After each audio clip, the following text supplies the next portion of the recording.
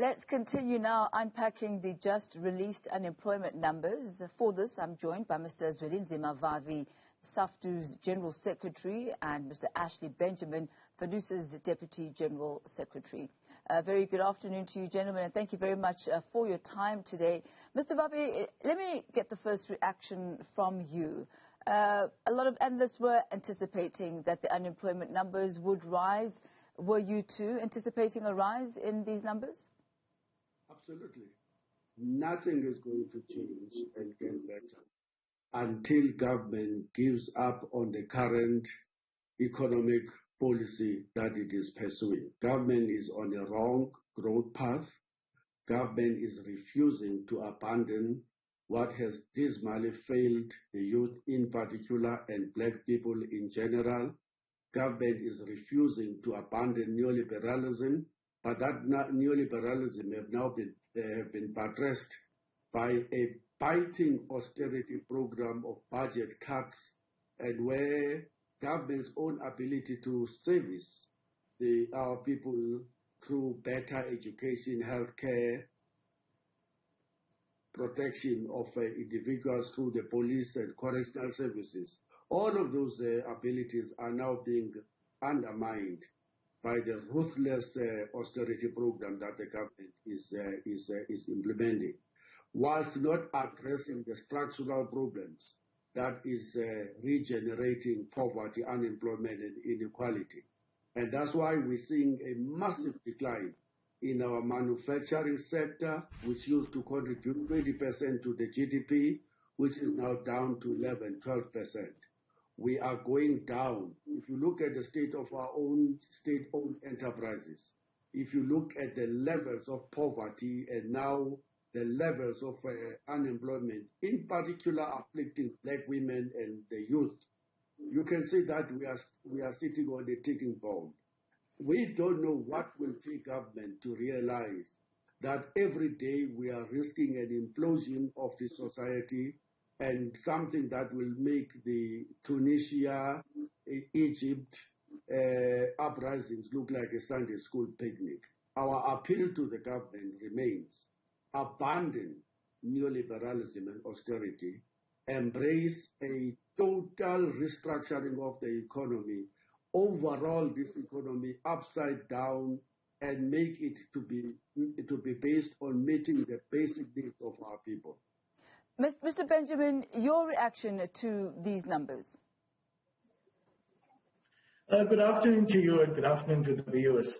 Well, it is devastating news to see that the unemployment figures has again risen, and in particular youth unemployment is again on the rise. But however, I think the current situation we find ourselves in has been exacerbated by the after effects of COVID-19 pandemic. And we really need to do whatever we can as social partners to assist each other in order to find lasting solutions to the unemployment pandemic in our country. No amount of bickering will solve the problems of unemployment, joblessness, social decay in our society and communities, in particular women and the youth. We rather need to look at ways and means how we can strengthen the current initiatives that we have in place. There is a lot of initiatives in place, and some of it we are not happy with. Others need to be augmented.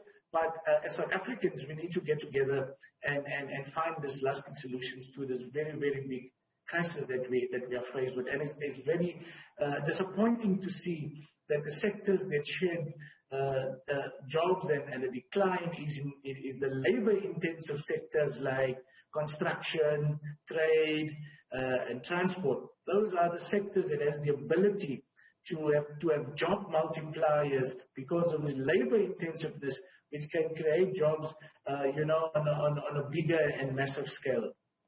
Mr. Vavi, you have spoken about your policy approach and recommendations. You are decrying the austerity processes of government, and you are calling for total restructuring. Talk to us about the impact of COVID-19 on unemployment and how those type of measures that you are calling for can actually be implemented during a time such as this, or even be considered at a time such as this. Your calls have in the past really been falling on deaf ears. Is this not even a tougher environment to try and implement what it is that you are calling for? Absolutely. Let's look at the facts, Thami. It is true that the coronavirus have worsened the situation. We lost 1.4 million jobs last year alone. But let's not forget that before March 2020, South Africa's economy was already in a recession. We had stagnated over a long period of time. By the time the world capitalist crisis visited the world in 2007, 8, and 9, we had already started to stagnate. We were not growing, and our growth level were not good enough to absorb the unemployed, and were unable to cater for the school leavers. So let's not hide behind Corona. Government have had a number of useless job summits, a number of useless investment summits, a number of summit, this summit, that, accord this, accord that. All of those things combined have not changed the course. And the cause is that we now have the worst unemployment rate amongst the industrializing and the industrialized country. We are now the worst country in the world when it comes to inequality.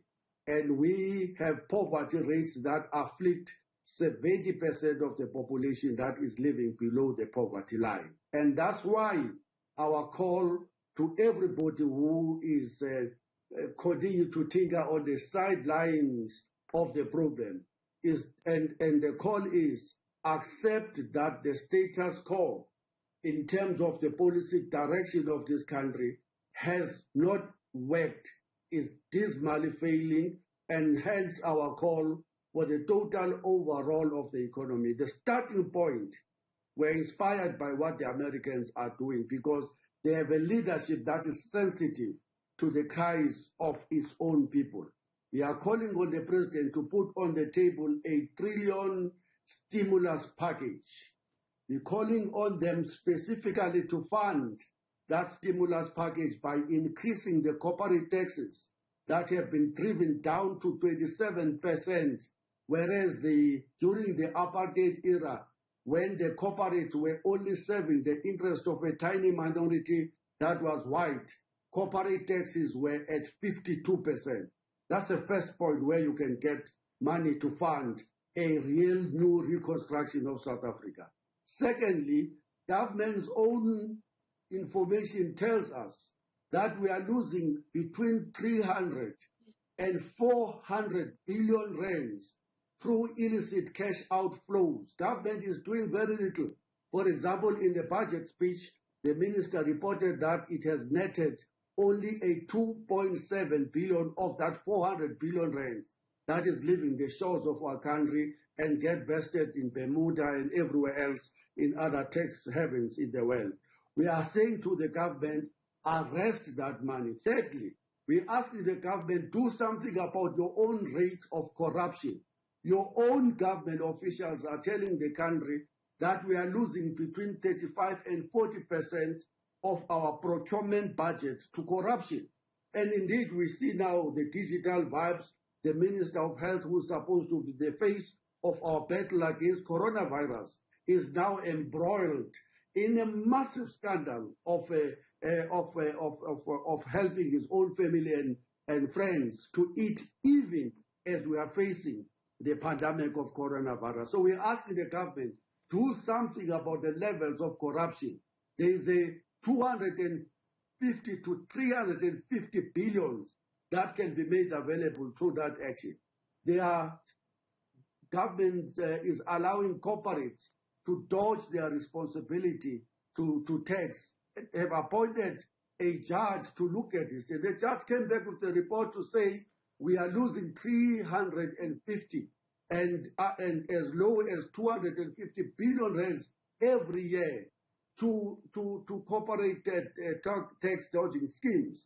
Government is doing nothing about that, and yet government continue to say we have no money, we have no money, there's nothing we can do, everybody must tighten its belt, the public sector workers must not earn any wages for 4 years, the local government, the ESCOM workers, the chnnel workers must see their companies that were once the leading companies in the world going down the tube. ESCOM must be seen to be going down the tube whilst we're just sitting there and watching it. That's why our call to COSATU, Fedusa, NACTU, and all other working class formation is, it is now time to unite against the austerity programs of the government and put up a coordinated resistance, or else the future generations of workers are going to blame us for sitting on television and doing nothing when there was a relentless attack on the living standards of not just workers, but of all members of the working class communities. Mr. Benjamin, I'm going to pick up there from what Mr. Vavi was talking about, casting your net forward to future generation of workers as we continue our discussion when we return. I am in conversation with Mr. Zwelinzima Vavi as well as Mr. Ashley Benjamin, and we'll continue looking at the impact of unemployment on the country, as well as the type of policies that are in place that, according to Mr. Vavi, are literally allowing the country to bleed money. Not that the money is not there, but because of policies, because of corruption, the money is being siphoned off. We'll continue that conversation in just a while. Continue unpacking the just released unemployment numbers. I'm joined by Mr. Zwelinzima Vavi, the General Secretary for Saftu, as well as Mr. Ashley Benjamin, Fedusa's Deputy General Secretary. Now, just before the break, Mr. Benjamin, Mr. Vavi was talking about policies that are not pro the economy or pro the growth of the economy. And a lot of economists have said that the rate of the creation and growth of the economy is much slower than the rate of the growth of the labor force, which means that should the trajectory continue at this level, there will not be a meeting point where the economy is able to absorb all the workers or is able to even create jobs for all of the workers. What are your views on this, as well as recommendations on how this can be turned around? Thank you. Thank you so much. And I agree with a lot of issues that Comrade Vavi has just eloquently highlighted. In particular, the issue of corruption. I mean, there's hundreds and billions of rands lost through corruption. And we appeal to government, they want to pressurize government to make those resources available to the National Prosecuting Authority and all our institutions that deal with the crime prevention and the justice system, so that we can not bring these crooks to book, but also recover all the billions of stolen rands, which can be allocated to job creation projects, to support the youth development and job creation. But I think it's time to have a true reflection and see what we can do as South Africans to do that. So some of the low-hanging fruit is that we have the economic, the reconstruction and recovery program of our government, which we are fully supportive of and we are fully participating in it. Part of the streams deal with localization, where we're encouraging local industries to procure local, to have more investment in the manufacturing sector. That can create jobs for youth. We also deal with infrastructure, progressive infrastructure investment by government.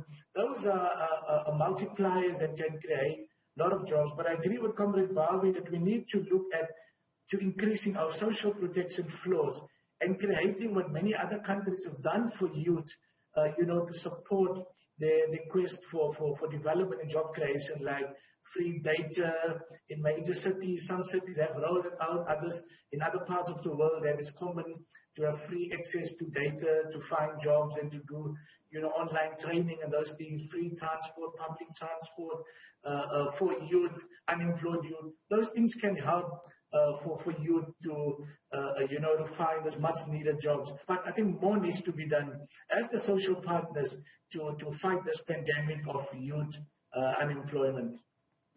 Mr. Vavi, you have in the past called for stayaways as an effort to perhaps force the arm of government, that they may hear your plea and deal with the issue of unemployment. Is this a tactic that seems to be working for you? We supported COSATU's strike in October last year. We organized our own strike on the 24th of February, even in the midst of the coronavirus, and we're happy to receive a statement of support from COSATU. We've just dispatched a letter again today to COSATU, Fedusa, NACTU, and to all other unions in the country to say to them, look guys, forget about the fact that government is insulting us with a 1.5% in terms of its latest offer in the collective bargaining structure of the public sector workers. Forget about that. Government is offering a 2.8% below the inflation to the local government. Those are very important, including the taking on one side and giving on one side in the ESCOM negotiations, and the fact that chnnel workers will get only 20% of their salaries at the end of this month, and they were not paid last month. All of these things, in our view, combine to say that the working class as a whole is under a tremendous attack. And that attack is born out of the current budget cuts that the government is spearheading through the budget of the state. It is cutting the transfers to the municipalities big time, and that's why we're seeing this debt in Johannesburg, in our rural areas, water flowing left, right, and center, sewage in towns. Government is cutting the budget to police, and that's why we have a 60,000 shortage in the number of police officials, according to the Commissioner of Police, General Sitole.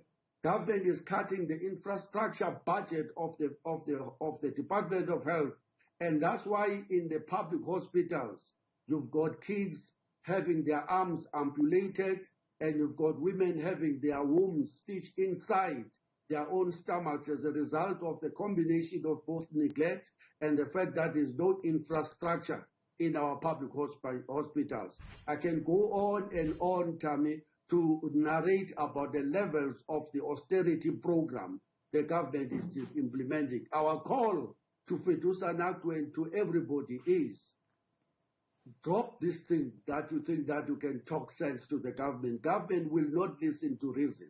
It has not listened to you for 27 years now. What we need is the maximum unity amongst all working people in this country.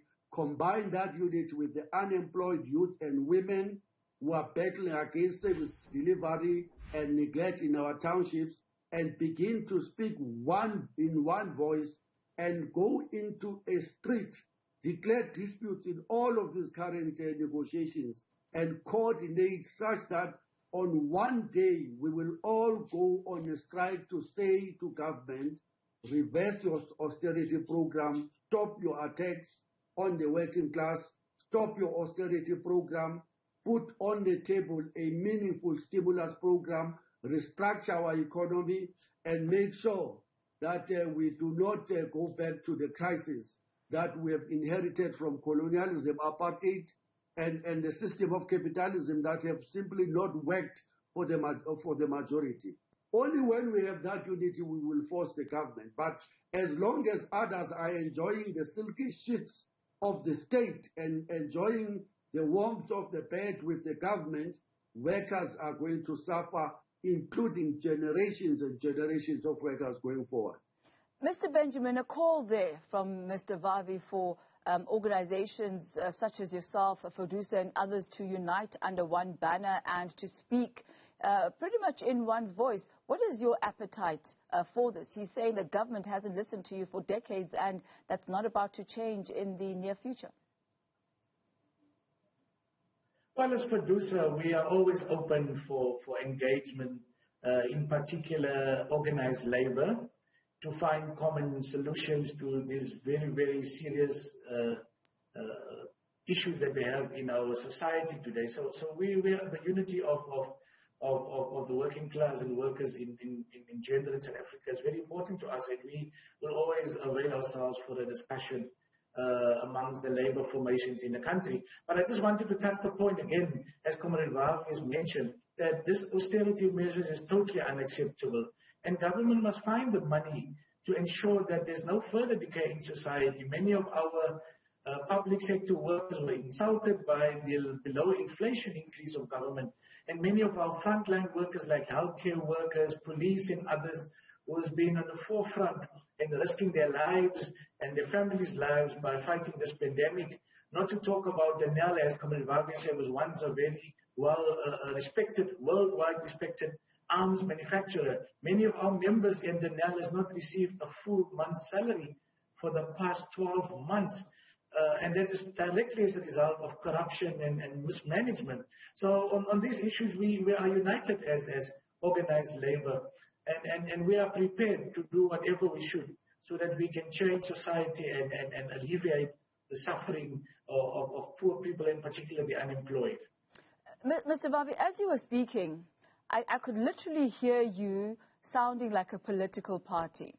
If you are so unhappy with the way that government is treating workers in the country, you're not happy with the policies, you feel unheard of, what are you going to do about that over and above the continuance of advocacy, over and above the calls for stayaways?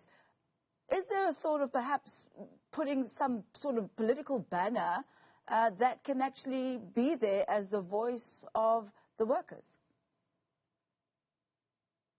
Look, we believe from Saftu that that the rushing to parliament and tripping each other in order to compete for parliamentary seat is not going to solve the problem. Our problems are deep, they are structural, they are historical, and they require a movement of the working class, a unity of the working class, so that we can take over our streets, our residential areas, our towns, our townships, our workplaces, and redirect through that energy of unity everything towards meeting the historical demands of the workers for jobs at a living wage, a decent work agenda, against poverty and inequality, against corruption of the system.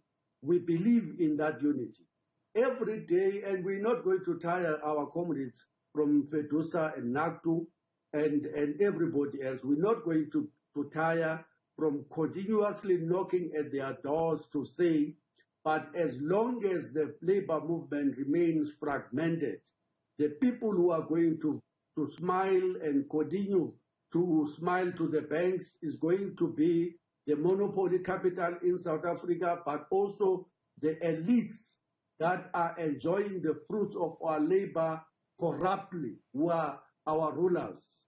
So that's why we believe in that unity. If that rolls out to become a party in the future, I don't know.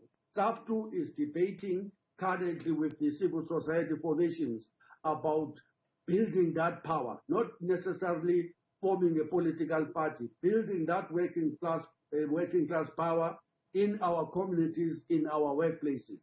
All right, Mr. Vavi, we'll leave it at that for this afternoon. Thank you very much to you, Mr. Zwelinzima Vavi from Saftu, as well as Mr. Ashley Benjamin from Fedusa. Thank you for your thoughts and your perspectives on how workers are being affected by the current policies. And just recently, a few hours ago, the unemployment rate was once again released, and there has been an increase. It is the worst since the quarterly labour force surveys were conducted, this according to Stats SA. Thank you very much, gentlemen.